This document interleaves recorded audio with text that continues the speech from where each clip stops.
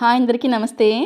Welcome to Mouni's well. ఈరోజు నేను మీకోసం పూర్ణం దోసకాయ కర్రీ తీసుకొచ్చానండి. ఎక్కడైనా విన్నట్టు కానీ ఎప్పుడైనా తిన్నట్టు కానీ మీకు ఏమైనా గుర్తొస్తుందా జ్ఞాపకాలు? అదేనండి మన అమ్మమ్మల కాలం నాటి ఈ పూర్ణం దోసకాయ రెసిపీని మరొక్కసారి మనము గుర్తు చేసుకుందాము. ఎప్పుడు వినని వాళ్ళు తినని వాళ్ళు అయితే ఈ డిష్ని ఇప్పుడే మీకోసం పరిచయం కూడా చేసేస్తున్నాను. ఇప్పుడు మనం ఇలాగా 9 బుడ్డి క్యూట్ దోసకాయల్ని చెక్కు తీసేసి పక్కన పెట్టుకుని ఉంచుకుందాము.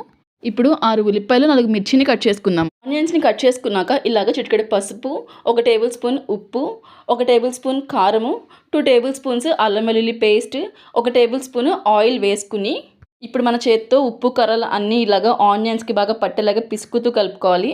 ఇప్పుడు దోసకాయకి ఒక సైడ్ అట్లా జస్ట్ ముచ్చిగా కట్ చేసి చాక్తో చిన్న హోల్లా పెట్టి వేలితో లోపల ఉన్న గింజల్ని మొత్తం బయటకు తీసేసేస్తాము. లోపలంతా టొల్లగా ఉంచుకుందాము. ఇలాగ అన్ని దోసకాయలు ఇట్లాగే చేయాలి.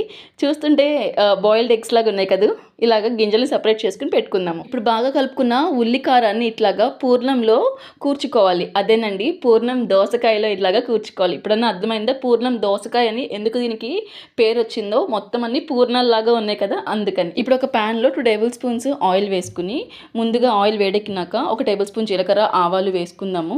ఇప్పుడు కరివేపాకు కూడా వేసేసుకున్నాక ఉల్లిపాయ గుజ్జు ఇంకా మిగిలి ఉంటుంది కదండి, అది కూడా అంతా వేసేసుకుని ఉల్లిపాయ కొంచెం వేగేదాకా వెయిట్ చేద్దాము. ఉల్లిపాయ వేగినాక పూర్ణం దోసకాయల్ని అన్నీ ఇలాగా పక్కన పేర్చుకుందామండి. చూస్తుంటే బాగుంది కదా, తినడానికి కూడా అంతే బాగుంటుంది. మధ్యలో ఇలాగా దోసకాయ గింజల్ని కూడా వేసేసుకుని ఒక 45 మినిట్స్ మగ్గించుకుందాం. చూసారు కదా ఎలాగ వాటర్ అనేది వచ్చేస్తున్నాయో మీకు. పూర్ణం దోసకాయలో నీరు, విటమిన్స్ సి, కేతో పాటు పొటాషియం, ఫైబర్ ఇంకా మన స్కిన్ని కూడా హైడ్రేట్ చేస్తుంది.